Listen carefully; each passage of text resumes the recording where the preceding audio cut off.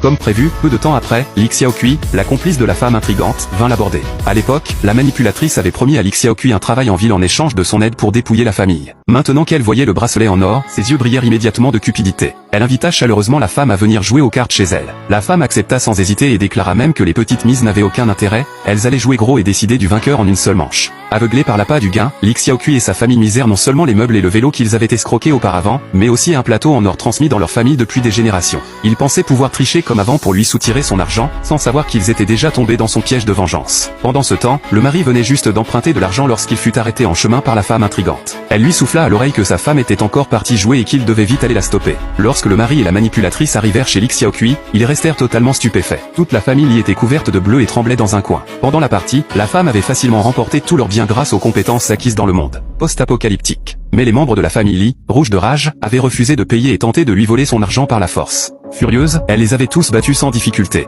Si le mari était arrivé un peu plus tard, ils auraient probablement fini gravement blessés. Sous la pression de la femme, la famille Li avoua finalement toute la vérité, révélant comment la manipulatrice les avait poussés à organiser l'arnaque. Pourtant, cette dernière continua à nier en prétendant que tout cela avait été inventé sous la menace. Sachant qu'elle ne possédait pas encore assez de preuves pour la faire condamner, la femme décida de la laisser partir pour le moment, en attendant de régler ses comptes plus tard.